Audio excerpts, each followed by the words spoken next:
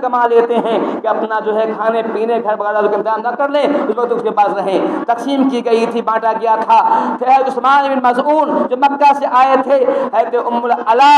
کے جو ہے حصے میں گئے، تقسیم میں ان کے حصے میں گئے، اور عثمان بن مظعون کا ام العلا کے گھر میں ہی انتقال ہوا۔ ام العلا رضی اللہ عنہا جب ان کا انتقال ہو گیا، ان کو غسل دیا گیا تو آپ صلی اللہ علیہ وسلم اس کے گھر پہنچے۔ ان کے گھر پہنچے، آپ صلی اللہ علیہ وسلم کو دیکھ کر کے ام العلا نے کہا تھا یا ابا الصائب رحمۃ اللہ علیہ، اے عثمان مظعون، تم اللہ کی رحمت ہو، تم پر اللہ تعالیٰ کرم فرمائے، اللہ تم پر جو ہے مغفرت کرے، تم بہت نیک آدمی تھے، شہادتی علیک اکرمک اللہ، وہ کہتی ہیں میں گواہی دیتی ہوں اللہ نے آپ کو معاف کر دیا، میں گواہی دیتی ہوں کہ اللہ آپ پر کرم کرے گا، آپ پر رحم کرے گا۔ ام العلا صحابیہ چونکہ انہوں نے دیکھا تھا عثمان مظعون میرے گھر میں رہتے تھے، ان کے گھر میں رہا کرتے تھے، انہوں نے عثمان مظعون کو دیکھا تھا، عثمان مظعون کیسے نیک تھے، کتنے پارسا تھے، کتنے متقی تھے، قرآن سے انہوں نے کہا تھا کہ شہادتی علیک، میں گواہی دیتی ہوں کہ عثمان مظعون، اے ابو الصائب، آپ نیک آدمی ہیں، اللہ تعالیٰ آپ کی ضرور عزت کرے گا، آپ پر رحم کرے گا، آپ کو ایسا معاملہ کرے گا۔ آپ صلی اللہ علیہ وسلم نے جب اس کی بات سنی تھی کہا تھا کہ اے ام العلا، تم نے یہ بات کیسے کہہ دی کہ اللہ اس پر رحم کرے گا، تم نے کیسے کہہ دی؟ کہا حضور میں نے ان کو دیکھا ہے، میرے گھر میں رہا کرتے تھے، یہ نیک تھے، پاسا تھے اور اچھے تھے۔ کہا ٹھیک ہے، میرا حسن ظن ہے، میرا بھی اس بات حسن ظن ہے کہ اللہ سے اچھا معاملہ کرے گا، لیکن واللہ لا ادری وانا رسول اللہ ما یغنی بی ولا بکم، قسم اللہ کی میں اللہ رسول ہوں پھر بھی میں نہیں جانتا ہوں کہ میرے ساتھ کیا معاملہ ہوگا، تمہارا کیا معاملہ ہوگا۔ میں اللہ رسول ہوں، اللہ کا پیغمبر ہوں، پھر بھی میں نہیں جانتا ہوں کہ کل قیامت میں میرے ساتھ کیا معاملہ ہوگا اور تمہارے ساتھ کیا معاملہ ہوگا۔ پھر تم نے کیسے کہہ دیا کہ عثمان مظعون پر اللہ رحم کرے گا؟ تم نے کیسے کہہ دیا؟ حالانکہ میں اللہ کا رسول ہوں، اللہ کا پیغمبر ہوں، میرے پاس وحی آیا کرتی ہے، اس کے باوجود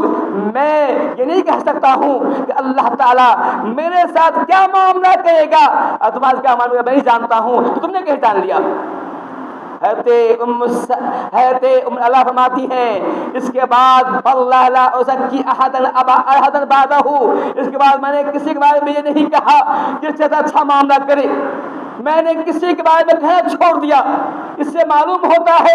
کہ محمد صلی اللہ علیہ وسلم آج غیب نہیں فرماتے ہیں قسم اللہ کی میں نہیں جانتا ہوں کہ میرے ساتھ کیا معاملہ ہوگا، حالانکہ میں اللہ رسول ہوں، تمہارے ساتھ کیا معاملہ ہوگا۔ یہ سوچنے کی بات ہے، نبی خود کہہ رہے ہیں کہ میں نہیں جانتا ہوں، واللہ لا ادری ما یغنی ولا بکم، میں قسم اللہ میں نہیں جانتا میرے ساتھ تمہارا کیا معاملہ ہوگا۔ تو نبی خود کہہ رہے ہیں، اور بخاری حدیث، بخاری شریف کی حدیث ہے، صحیح حدیث ہے، پھر جو ہے یہ کہنا کہ عالم غیب تھے، یہ بات جانتے تھے، کتنی بڑی ناانصافی کی بات ہوگی۔ آپ خود اقرار کر رہے ہیں، کہہ رہے ہیں کہ ایسی بات نہیں ہے۔ تو یہاں پہ ایک بات معلوم ہوئی کہ کسی کے تعلق سے کچھ نہ تو کہہ سکتے ہیں کہ اس کا اچھا معاملہ ہوگا، لیکن یہ نہیں کہہ سکتے ہیں کہ واقعی اس کا اللہ اس کو معاف کر دے گا، نہیں کہہ سکتے ہیں۔ جب نبی نہیں کہہ رہے ہیں، صحابہ نہیں کہہ رہے ہیں، صحابیہ نے ایسے کہا کہ نبی نے منع کر دیا۔ حضرت ام فرماتی ہیں کہ میں نے خواب میں دیکھا عثمان بن مظعون جو اس کا ابو صائب تھی، انہیں کی طرف ایک چشمہ جاری ہے، میں نے میں نے ایسا خواب میں دیکھا ہے، اس کی طرف ایک چشمہ جاری تھا۔ کہا کہ عثمان بن مظعون نے جو نیک کام کیے تھے یہ ان کے نیک کام کو چشمہ جاری ہیں، مطلب ان کے مرنے کے بعد بھی ان کا ثواب جاری ہے۔ خواب دیکھنے کے بعد کہا، پہلے نہیں کہا، ہاں جب کہا کہ ان جو نیک دنیا میں نیک کام کرتے تھے، جو اچھے کام کرتے تھے، جو صدقہ جاریہ کیا تھا، ان کے مرنے کے بعد اس کا ثواب مل رہا ہے۔ یاد رکھیے صدقہ جاریہ جو ہم کرتے ہیں اس کا ثواب مرنے کے بعد ملتا ہے۔ آدمی مر جاتا ہے، انسان کی زندگی کی ایک سیما ہے، ایک انتہا ہے، مرنا ضرور ہے، چاہے عمر 100 سال پائے، 200 سال پائے، 500 سال پائے، یہ مرنا ضرور ہے۔ لیکن کچھ عمل ایسے ہیں کہ آپ کو مرنے کے بعد بھی اس ثواب ملتا رہتا ہے، وہ صدقہ جاریہ ہے۔ وہ مدرسہ کے اندر مسجد کی تعمیر میں کچھ پیسے لگا دیں گے، جب تک چیز رہے گی سوال ملتا رہے گا، جب کوئی کل گرا دیا، کنواں کھدوا دیا، جب تک یہ چیز رہے گی سوال ملتا رہے گا، کوئی پیڑ لگوا دیا، جب تک یہ پیڑ رہے گا تو وہاں بیٹھتے رہیں گے، جو پھل کھاتے رہیں گے، سوال ملتا رہے گا، قرآن تقسیم کروا دیا جب تک قرآن کو لوگ پڑھتے رہیں گے، سوال ملتا رہے گا، جب کسی اپنے خرچ سے کسی بچے کو آپ نے حافظ بنوا دیا، حافظ بنایا، جب تک وہ بچہ جو ہے پڑھے گا، اب کسی اور کو پڑھائے گا، وہ کسی اور پڑھائے گا، وہ کسی اور پڑھائے گا، ہر کا ثواب اب ملتا رہے گا، صدقہ جاریہ میں سوال شمار کیا جاتا ہے۔ حضرت ام اللہ فرماتی ہیں کہ میں نے خواب میں دیکھا عثمان بن مسعود کے لیے چشمہ جاری ہے، چشمہ جاری ہے، میں نے پوچھا حضور یہ کیا معاملہ ہے؟ کہا اس کے نیک عمل ہیں جس کا ثواب اس کو مل رہا ہے۔ تو اس حدیث سے بھی معلوم ہوتا ہے کہ آپ صلی اللہ علیہ وسلم عالم الغیب نہیں تھے۔ اسی طرح سے ہم پڑھتے ہیں ایک اور حدیث، قرآن کی ایک اور آیت اللہ فرماتا ہے قل ما کنت بدعا من الرسل، اے نبی کہہ دیجئے میں کوئی نیا رسول نہیں ہوں، میں کوئی نیا رسول نہیں ہوں، مجھ سے پہلے بھی رسول آ چکے ہیں، حضرت نوح آئے، حضرت موسیٰ آئے، حضرت عیسیٰ آئے، حضرت ابراہیم آئے،